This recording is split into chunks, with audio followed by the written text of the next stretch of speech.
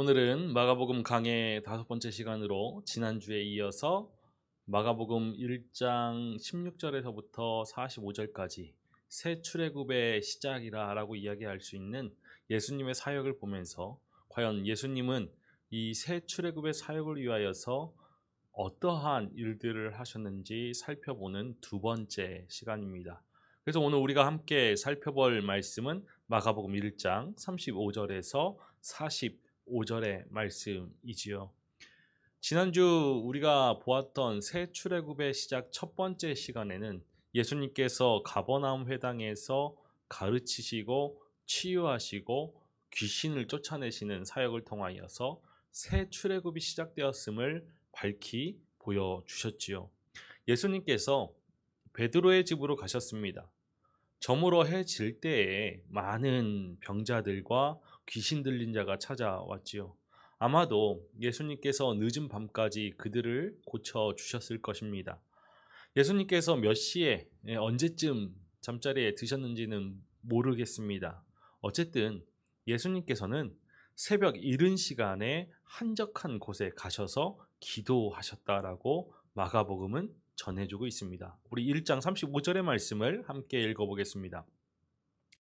새벽 아직도 밝기 전에 예수께서 일어나 나가 한적한 곳으로 가사 거기서 기도하시더니. 이 사이에 베드로의 집에서 어떠한 일이 일어났을까요? 평소보다 늦게 잠자리에 든 이 제자들은 전부 다 아마도 잠에 빠져 있었을 것입니다. 그런데 날이 밝기가 무섭게 사람들이 찾아오는 것이죠. 몰려왔습니다. 소란스러운 소리에 눈을 떠보니까 예수님께서 안 보이십니다. 그래서 제자들이 찾아 나서지요. 우리 36절과 37절의 말씀을 함께 읽어보겠습니다. 시몬과 및 그와 함께 있는 자들이 예수의 뒤를 따라가 만나서 이르되 모든 사람이 주를 찾나이다. 선생님, 지금 이럴 때가 아닙니다. 선생님을 찾는 사람들이 한둘이 아닙니다. 빨리 얼른 가시지요. 라고 제자들이 수선을 떨었을 겁니다. 어제 놀라운 광경을 목격했지요. 이른 시간부터 사람들이 또 찾아오니까 절로 어깨에 힘이 들어가는 거죠. 우쭐해졌을 것입니다. 배와 그물을 버려두고서 예수를 따른 자기 자신들을 생각하면 생각할수록 자랑스러워졌을 것입니다. 앞으로 그들의 인생은 180도 역전될 것이죠. 탄탄대로 성공신화가 예약되어져 있는 것입니다.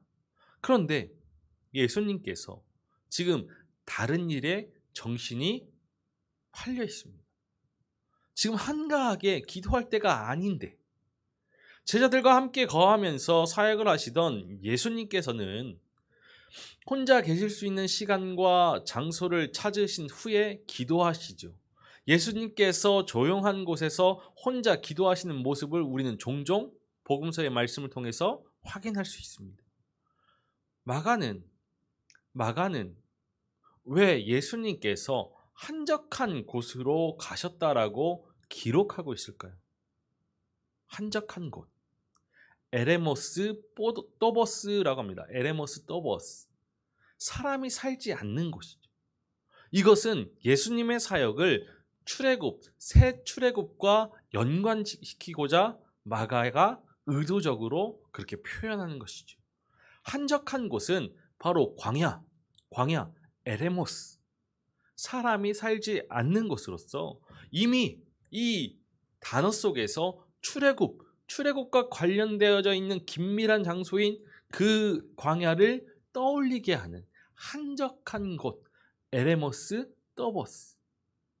그래서 예수님께서는 한적한 곳으로 가셔서 기도하셨다라고 마가가 전해주고 있는 것이죠. 이런 마가복음의 문맥에서 예수님의 광야 기도, 이 광야에서 기도하시는 모습, 한적한 곳에서 기도하시는 모습은 광야에서 주의 길을 예비하라라는 이사야 40장 3절의 말씀과 연관시킬 수 있는 것이죠. 앞서 3절의 말씀에서 이 구절을 세례 요한에게 적용했습니다. 이 광야는 이사야 40장 3절에서 이야기하는 새 출애굽을 준비하는 장소인 것이지요. 그러니까 한적한 곳에서 기도하시는 예수님의 이러한 모습은 광야에서 새 출애굽을 준비하시는 사역인 것입니다. 기도도 사역인 것이죠. 이렇게 마가복음 1장 35절의 말씀은 기도가 예수님의 이 새 출애굽 사역의 매우 본질적인 것임을 우리에게 알려주고 있습니다. 말씀 사역을 하시다가 치유와 죽기의 사역을 하셨죠. 가르치시고 고치시고 귀신을 쫓아내시는. 그런데 이러한 사역 못지않게 중요한 것이 바로 기도라는 것입니다. 특히 사람들이 없는 한적한 곳에서 광야의 기도가 중요하다는 것이죠. 권위 있게 말씀을 전하시면서 많은 병자들을 고치시고 귀신을 쫓아내신 예수님께 이러한 기도가 필요하다라면은 우리의 삶에서도 기도는 반드시 중요한 것이죠. 필요한 것입니다. 말씀 사역에 있어서 기도는 예수님께 본질적으로 중요한 것이었습니다. 그런데 제자들은 애가 타죠. 얼른 예수님을 모시고 가야 합니다. 그런데 예수님께서 엉뚱한 말씀을 하십니다. 마가복음 1장 38절의 말씀을 읽어보겠습니다. 이르시되 우리가 다른 가까운 마을로 가자. 거기서도 전도하리니 내가 이를 위하여 왔노라 하시고. 조금은 엉뚱한 답변, 상황을 반전시키는 답변이지요. 뭔가 이상한 점이 있습니다. 우리가 다른 가까운 마을로 가자. 거기서도 전도하리. 거기서도 전도하리라는 이 말씀은 여기서 전도한 것처럼 거기서도 전도할 것이다 라고 하시는 말씀입니다. 예수님께서 가버나움 회당에서 가르치셨습니다. 또 귀신을 쫓아내시고 병자들을 고치셨습니다. 이러한 사역들을 전도라고 말씀하시죠. 전도가 무엇입니까? 우리가 흔히 생각하는 전도는 주변의 사람들을, 우리의 이웃을, 형제를, 자매들을 교회로 데려오는 일, 예수 그리스도를 전하는 일, 예수 그리스도를 영접하게 하는 일을 전도라고 합니다. 그런데 예수님께서 어둠의 권세를 몰아내고서 하나님 나라를 선포하는 일을 전도라고 하시죠. 가르치시고 귀신을 쫓아내시며 치유하시는 그 일을 전도라고 합니다. 제자들이 예수님을 찾아온 이유는 사람들이 몰려왔기 때문이죠. 얼른 예수님을 찾아서 그들의 필요를 채워주면은 제자들이 예수님이 사람들 사이에서 인정받게 될 것입니다. 그것이 예수님을 따르는 보람일 수 있죠. 대중의 인기를 얻는 것, 대중의 세력을 힘입는 것, 이것이 보람일 수 있습니다. 하지만 이런 식으로 사역하면, 이런 식으로 신앙을 갖게 되면은 세상과 별반 다르지 않게 되는 것이죠. 예수님의 방식과 세상의 방식은 다릅니다. 예수님이 추구하는 하나님 나라의 가치와 세상의 가치는 배치되죠. 세상의 복음과 예수님의 복음은 다릅니다. 애굽의 방식과 출애굽하여서 광야에서 약속하신 그 땅을 향하여 나아가는 그 가치, 지향, 방식은 다른 것이죠. 다름을 보여줘야 됩니다. 일주일에 한 번 예배드리는 사람이나 일주일 내내 한 번도 예배드리지 않는 사람이 같으면 안 되는 것이죠. 우리가 예수님처럼 귀신을 쫓아내거나 병자들을 고치지 못한다 할지라도 신앙을 가졌다라면은 예수의 생명이 우리의 생명이라고 하면 다름을 보여줘요. 세상과는 다른 것을, 다른 존재임을, 구별된 사람임을, 거룩을 보여줘야 하는 것이죠. 이것이 옛 시대가 끝나고 새 시대가 도래함을 바라보면서 살아가는 믿음의 사람들의 모습인 것입니다. 세상을 쫓는 것이 아니라 하나님 나라를 쫓는, 하나님 나라의 가치와 지향을 따르는, 하나님을 내 인생의 주인으로 삼은 사람들이 보여줘야 할 모습인 것이죠. 우리 마가복음 1장 39절의 말씀을 읽어보겠습니다. 이에 온 갈릴리에 다니시며 그들의 여러 회당에서 전도하시고 또 귀신들을 내쫓으시더라. 회당은 바벨론 포로기에 생긴 것입니다. 남유다가 바벨론에 의해서 멸망하면서 예루살렘 성전은 불에 탔고 백성들은 포로로 끌려가게 되죠. 더 이상 이 성전이 제사를 지낼 수 있는 그런 기능을 상실했습니다. 그래서 만들어진 것이 바로 회당이죠. 회당. 성전에서 제사를 지내는 대신에 이 회당에서 말씀을 연구하는 것, 말씀, 토라, 율법을, 모세의 오경을 연구하는 것으로 하나님을 섬겼습니다. 그런데 예수님께서 이런 회당을 전도의 장소로 선택하시는 것이죠. 가버나움 회당에서 하셨던 것처럼 가르치시고 치유하시고 귀신을 쫓아내시는 전도의 장소로 택하신 것입니다. 그런데 이 회당에 모인 사람들, 그 사람들은 하나님을 아는 사람들입니까? 모르는 사람들입니까? 하나님을 안다라고 자부하는 사람들이겠죠. 하나님의 말씀을 연구하여서 하나님을 섬긴다라고 자부하던 사람들. 그런데 예수님의 시선으로는 그렇지 않다는, 그들에게 진정 옛 시대가 끝나고 막을 내리고 새 시대가 도래하였음을, 하나님의 통치가 회복되고 하나님 나라가 임하였음을 전하여야 합니다. 그래서 그들이 전도의 대상이 되는 것이고 회당이 전도의 장소가 되는 것이죠. 마가복음이 시작되고 지금까지 예수님께서 고쳐주신 그 병이 몇 가지나 되는지 모르겠습니다. 우리가 1장의 말씀을 보고 있는데 이 성경의 말씀이 굳이 이러한 병명에 관심을 두지 아니하고 각종 병이 든 많은 사람을 고쳤다라고만 전해주고 있죠. 그러니까 어떠한 병들을 고쳤는지 우리가 셀 수 없고 헤아릴 수 없습니다. 그런데 지금 나병을 고친 이야기가 나오죠. 나병은 다른 병들과 함께 뭉뚱그려서 다룰 병이 아닌 것입니다. 한 나병 환자가 예수님께 찾아와서 치유를 간구했습니다. 우리 마가복음 1장 40절의 말씀을 함께 읽어보겠습니다. 한 나병 환자가 예수께 와서 꿇어 엎드려 간구하여 이르되 원하시면 저를 깨끗하게 하실 수 있나이다. 그런데 예수님께서 이 나병 환자에게 분노하시죠. 우리 41절 말씀을 읽어보겠습니다. 예수께서 불쌍히 여기사 손을 내밀어 그에게 대시며 이르시되 내가 원하노니 깨끗함을 받으라 하시니.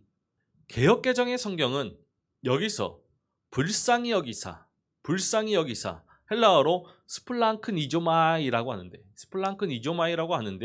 이 표현을 쓴 사본들을 따라서 우리에게 이 말씀을 전해주고 있습니다. 이 스플랑크니조마이라는 단어는 우리가 많이 들어봤습니다. 창자가 끊어지는 것 같다. 창자가 끊어지는 것 같다라는 뜻을 가지고 있죠. 그런데 일부 서방 사본들은 이 표현을 분노하사라고 전하여주는 헬라어 오르기스테이스라는 단어를 씁니다. 오르기스테이스. 분노하사.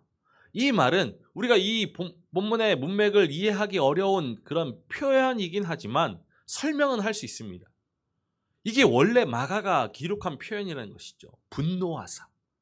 그런데 불쌍히 여기사로 순화하여서 쉽게 우리에게 전해주고 있는 표현을 개역개정 성경은 따르고 있는 것입니다. 우리는 오늘 분노하사에 초점을 맞춰보려고 합니다. 왜 예수님께서 분노하셨을까? 나병 환자가 만일 당신이 원하시면 저를 깨끗하게 하실 수 있나이다 라고 말했기 때문에 분노하셨을 것입니다. 나병 환자는 예수님의 그 치유의 능력을 믿고 있었지만 나병 환자를 자신을 치유하실 그 의도가 있는지 의심했기 때문이죠. 왜 나병 환자가 이러한 의심을 하였을까요? 탈무드에 병자는 그의 죄가 사함받기까지 그 질병으로부터 치유된 것이 아니다라고 이야기합니다. 병자는 그 죄가 사함받기까지 그 질병이 치유된 것이 아니다. 완전한 치유가 일어나려면은 그 죄가 사함받아야 한다는 것이죠. 예수님 당시에 병의 원인을 죄로 보았기 때문에 병자는 죄인으로 간주되었습니다. 이 나병은 죄를 상징하는 것이죠. 나병에 걸리면 피부가 짓무르고 눈썹이 빠지는 것을 시작으로 해서 손가락 마디가 떨어져 나가고 코와 귀가 문드러집니다. 사람이 그처럼 흉측하게 망가지는데도 통증은 없죠.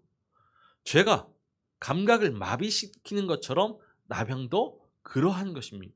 그리고 결국 죽음에 이르게 되죠. 이 나병에 걸리면 옷을 찢고 머리를 풀고 마을을 떠나야 합니다. 이 옷을 찢고 머리를 푸는 일은 마치 장례식을 연상하게 하죠. 나병 환자는 죽은 사람으로 간주되었습니다. 이 죽은 사람, 나병 환자, 시체가 부정한 것처럼 이 나병 환자도 부정한 것이죠. 그러한 부정한 나병 환자가 예수님을 찾아왔습니다. 이 나병 환자도 자신이 죄인이라고 생각했을 것입니다. 그래서 자신의 나병은 죄 때문에 생겼기 때문에 죄 용서 없이는 치유될 수 없다라고 생각했을 것이죠. 그래서 치유는 받고 싶었지만 예수님께서 자기와 같은 죄인을 용서하실지 의심하는 것입니다. 그래서 제 병을 고쳐주십시오. 저의 죄를 용서하여 주십시오. 라고 말 못하고 만일 주께서 원하시면 저를 깨끗하게 하실 수 있나이다. 라고 돌려서 말하는 것이죠. 이것이 나병에 대한 인식이었습니다. 자기는 부정한 사람이죠. 감히 고쳐달라고 부탁할 수 있는 처지가 아닙니다. 다른 병자들이야마 예수님께 나와서 예수님이 고쳐주시면 그만이지만 자기는 다르다라는 것입니다. 자기 같은 사람도 예수님의 은혜를 입을 수 있을지 기대할 수 있을지 의심하는 것입니다. 그저 예수님의 처분에 맡길 뿐입니다. 그런데 이렇게 함으로써 만약에 치유되지 않으면 그 원인이 예수님께서 자기를 용서하지 않았기 때문이라는 견해를 보이는 것이죠. 이 견해에 예수님께서 동의하실지 만무하죠. 동의하실 리 없습니다. 예수님께서는 죄인의 그 죄를 용서하시는 분이시기 때문이죠. 우리 마가복음 2장 10절의 말씀을 읽어볼까요? 그러나 인자가 땅에서 죄를 사하는 권세가 있는 줄을 너희로 알게 하려 하노라 하시고 중풍병자에게 말씀하시되, 앞으로 예수님은 죄 사함을 위하여서 십자가를 지실 것입니다. 이 죄 용서는 새 출애굽의 내용이고 예수님께서 이 땅에 오신 가장 중요한 목적이죠. 그런데 이 나병 환자는 치유를 원하면서 죄 용서를 의심하고 있는 것입니다. 그래서 예수님께서 분노하신 거예요. 예수님께서 분노하셨음에도 불구하고 이 나병 환자를 치유하십니다. 그를 불쌍히 여기셨죠. 우리 마가복음 1장 41절의 말씀을 읽어보겠습니다. 예수께서 불쌍히 여기사 손을 내밀어 그에게 대시며 이르시되 내가 원하노니 깨끗함을 받으라 하시니. 죄 용서가 더 중요하기에 죄 용서만 받으라고 하지 아니하셨죠. 오히려 내가 원하노라 라고 하시면서 죄를 용서해 주신다는 그 의도까지 보이신 후에 깨끗함을 받으라 라고 말씀하시며 그를 치유하십니다. 이 나병 환자의 경우 이 치유는 죄 용서의 표적으로 중요한 것이죠. 죄 용서 받았음을 나타낼 수 있는 것은 치유를 받는 것입니다. 그런데 예수님께서 이 나병 환자를 치유하시면서 그에게 손을 대셨습니다. 본래 나병 환자는 부정하기 때문에 부정한 존재이기 때문에 손을 대면 안 됩니다. 손을 대면 같이 부정하게 되는 것이죠.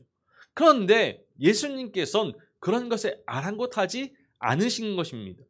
창자가 끊어지는 듯한 그 고통을 느끼는데 그에게 손을 대는 것이 무슨 상관이겠습니까? 예수님께는 이 나병 환자의 부정이 남의 일이 아닌 것이죠. 애초에 나병 환자가 원하시면 저를 깨끗하게 하실 수 있나이다 라고 했습니다. 그래서 예수님께서 내가 원하노니 깨끗함을 받으라 라고 말씀하시죠. 나병 환자의 소원, 주님께서 원하시면 저를 깨끗하게 하실 수 있나이다 라는 그 소원이 예수님의 소원이 된 거예요. 내가 원하노니 깨끗함을 받으라. 나병 환자가 깨끗하게 될 것은 당연한 것이죠. 이 나병 환자에게 예수님께서 손을 대셨습니다. 그의 부정을 예수님께서 감당하시면 그는 깨끗해질 수 있는 것이죠. 내가 원하노니 깨끗함을 받으라. 이 말이 가능한 것입니다. 나병 환자가 깨끗하게 되기를 원한다라는 것은 예수님께서 그의 부정을 떠안으신다라는 것이죠. 내가 대신 너의 부정을 떠안으마라고 말씀하시는 것입니다. 그러니까 곧 그 나병 환자가 나병이 깨끗해집니다. 우리 마가복음 1장 42절의 말씀을 읽어보겠습니다. 곧 나병이 그 사람에게서 떠나가고 깨끗하여진지라. 마치 귀신이 쫓겨나는 것처럼 나병이 떠나갔습니다. 죄로 인해서 더러워진 우리를 깨끗하게 하시는 것, 그것이 바로 예수님께서 이 땅에 오신 이유이죠. 예수님께서 이 치유를 행하신 이유에 두 가지를 당부하십니다. 첫 번째로 아무에게도 말하지 말라. 두 번째로 제사장한테 몸을 보여서 깨끗하게 된 것을 입증하라. 우리 마가복음 1장 43절과 44절의 말씀을 읽어보겠습니다. 곧 보내시며 엄히 경고하사 이르시되 삼가 아무에게 아무 말도 하지 말고 가서 내 몸을 제사장에게 보이고 내가 깨끗하게 되었으니 모세가 명한 것을 드려 그들에게 입증하라 하셨더라. 제사장에게 찾아가서 치유받았음을 검증받게 하시죠. 이렇게 하신 것은 이 나병 환자가 이러한 절차들을 통하여서 사회로 그들의 가족에게로 다시금 돌아갈 수 있도록 복귀할 수 있도록 절차를 밟으라라는 것입니다.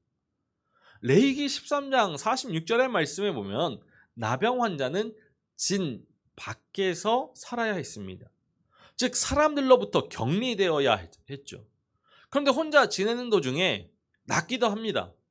근데 당시 나병이 이런 피부병, 우리가 흔히 알고 있는 문둥병, 한센병만 이야기하는 것이 아니라 피부병까지도 폭넓게 이야기하는 것이기 때문에 혼자 지내다 보면 낫기도 하는 것이죠.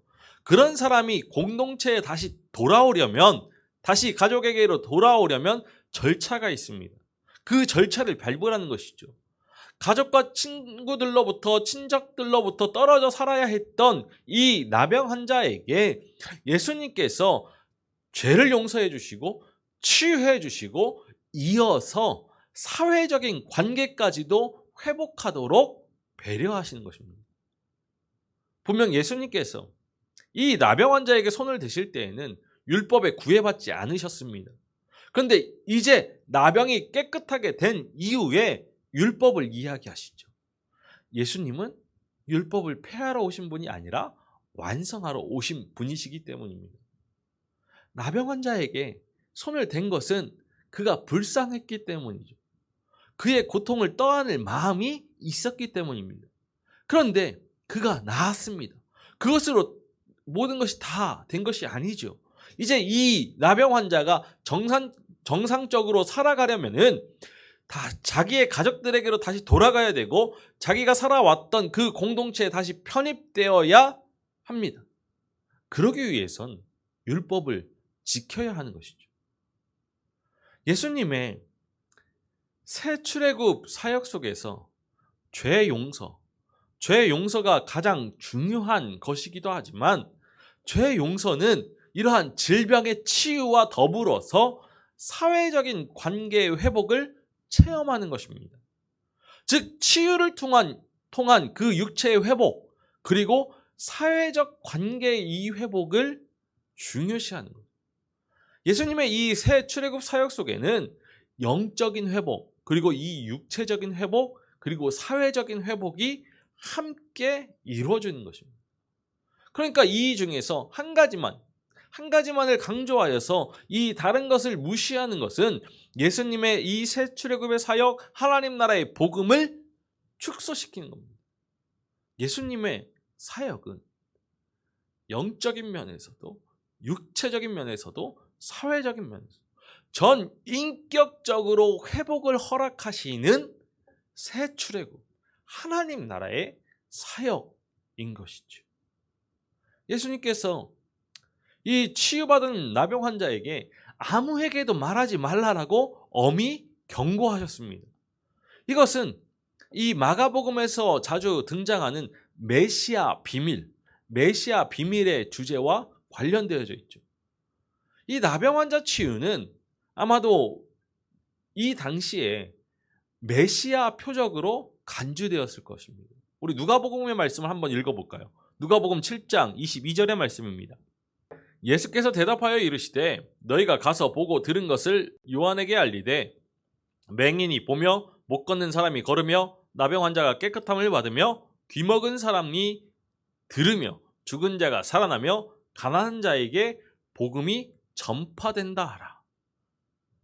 맹인이 보고 못 걷는 사람이 걷고 나병 환자가 깨끗함을 받는 것, 귀먹은 사람이 듣고 죽은 자가 살아나는 것, 가난한 자에게 복음이 전파되는 것, 이것은 메시아의 사역이죠. 그러니까 나병 환자가 치유를 받은 것은 메시아가 하시는 일입니다.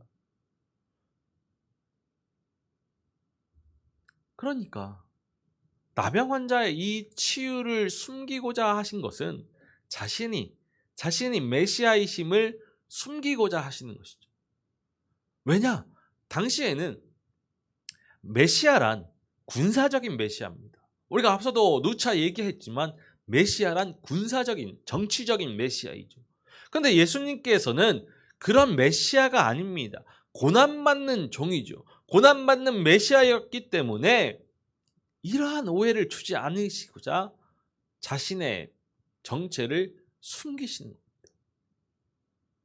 그러나 사람들에게 이 나병 환자를 치유하신 사건이 알려지게 됩니다. 우리 마가복음 1장 45절의 말씀을 읽어보겠습니다.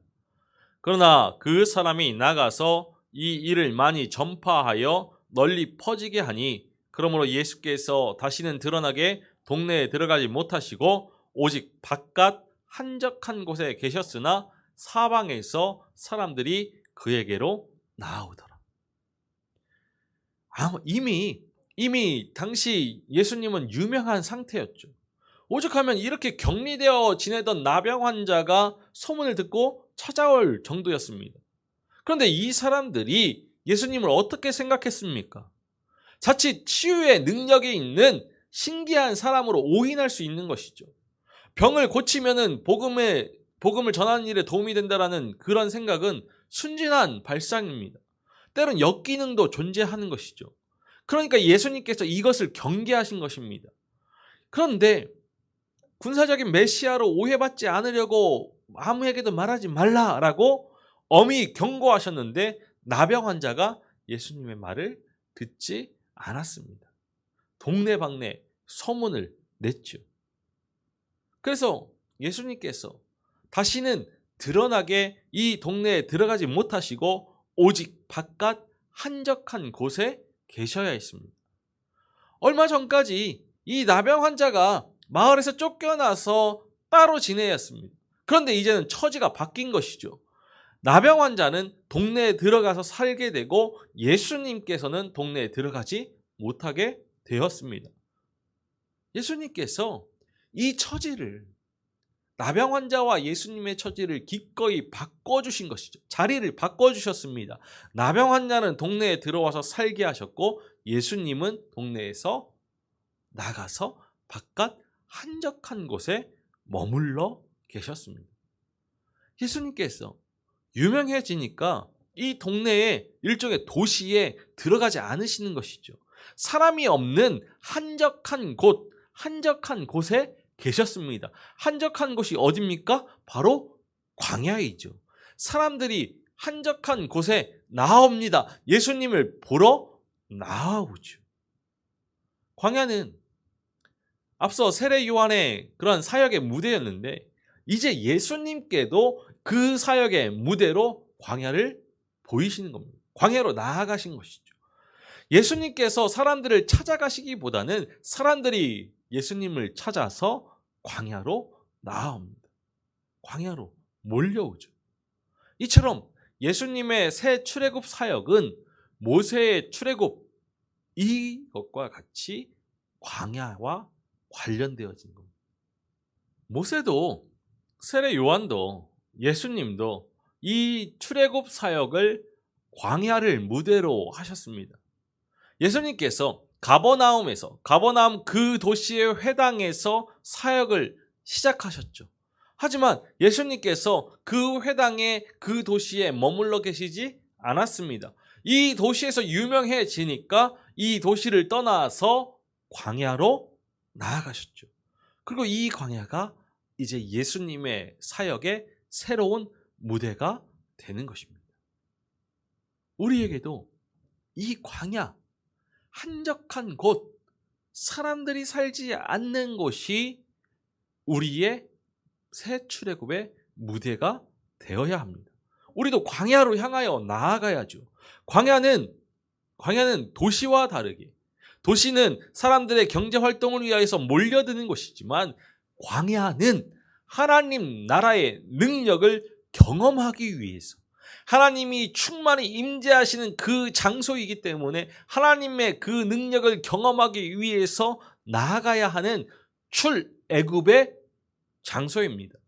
도시는 물질이 우선이 되고 문화가 중심이 되고 힘이 지배하는 곳이지만 광야는 하나님이 주인 되어 주셔서 하나님이 다스리시고 하나님이 먹이시고 입히시고 돌보셔야만 생존이 가능한 곳이기에 이 도시의 가치와 지향과 사고를 벗어버리고서 하나님 나라의 가치, 하나님 나라의 지향, 하나님의 방식이 이루어지는 것이죠.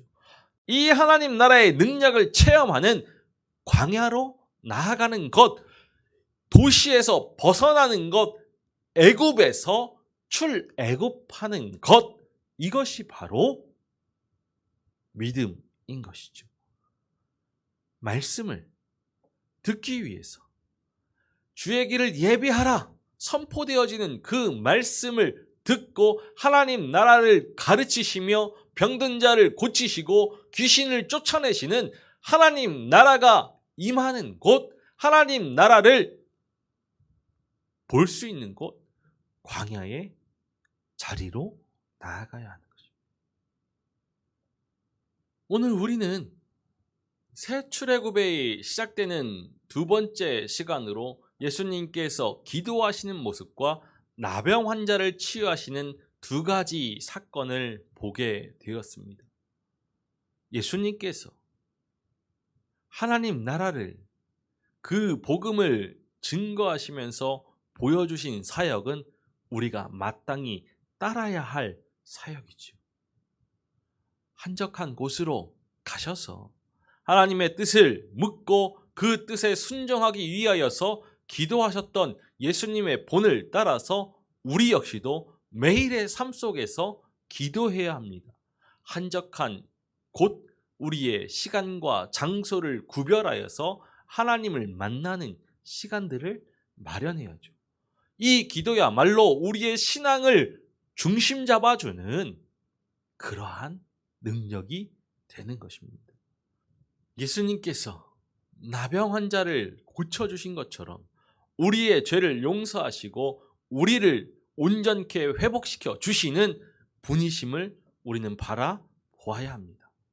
우리를 죄에서 구원하시기 위해 오셨죠. 우리는 주님을 의심할 필요 없습니다. 주님께서 창자가 끊어질 듯한 그 고통으로 우리의 연약함을 바라보시고 긍휼히 여기시고 우리의 믿음 없음을 안타까이 여기시며 우리의 믿음을 온전케 해주시는 주님이시죠. 그 주님이심을 신뢰하면서 우리는 주님의 말씀을 듣기 위하여서 광야로 나아가야 합니다. 주님의 능력을 체험하기 위해서 주님의 임재가 충만한 광야로 나아가야지요. 우리를 올가매는 세상의 가치와 세상의 지향과 방식을 버려두고서 하나님 나라를 바라보면서 예수 그리스도의 복음이 시작된 것을 기뻐하면서 주님께로 가까이 나아가야 하는 것입니다. 새 출애굽이 시작되었습니다. 우리가 출애굽하지 못하게 우리의 발목을 지금 잡고 있는 것은 무엇입니까? 그러한 것들이 있다라면 과감하게 출애굽하여서 하나님 나라 안에 거하면서 하나님 나라에서 맛볼 수 있는 기쁨과 평강과 은총을 누리면서 주님을 따를 수 있는 우리가 되기를 소망합니다. 새 출애굽이 시작되었습니다. 믿음의 길 위에 서서 주님을 따를 수 있는 우리 모두이기를 간절히 소망합니다. 기도하시겠습니다. 살아계셔서 찬양받으시기 합당하신 아버지 하나님, 우리 주 예수 그리스도께서 우리를 죄에서 구원하시기 위하여 이 땅에 오셨음에 감사를 드립니다. 주님의 구원과 주님의 그 사랑에 감사하면서 주님께서 보여주신 그 길을 따라갈 수 있는 믿음을 허락하여 주옵소서. 매일의 삶 속에서 어렵고 힘들지라도 주님만을 바라보면서 주님과 깊은 교제를 나눌 수 있는 시간과 장소를 성별하게 하시고 주님과 교제를 통하여서 새 힘을 얻고 새 능력을 얻으며 세상을 이길 믿음을 세우게 하여 주옵소서. 또한 주님께서 말씀하시는 바를 듣기 위하여서 주님의 능력이 충만한 광야로 나아갈 수 있게 하여 주옵소서.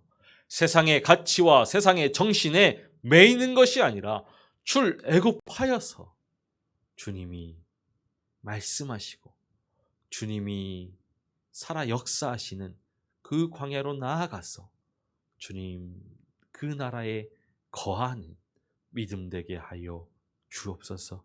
주님, 말씀의 진리가 우리의 심령을 일깨우기를 소망합니다. 말씀의 능력이 우리의 삶을 변화시키기를 소망합니다. 우리와 함께하여 주옵소서. 우리 주 예수 그리스도의 이름으로 기도하옵나이다. 아멘.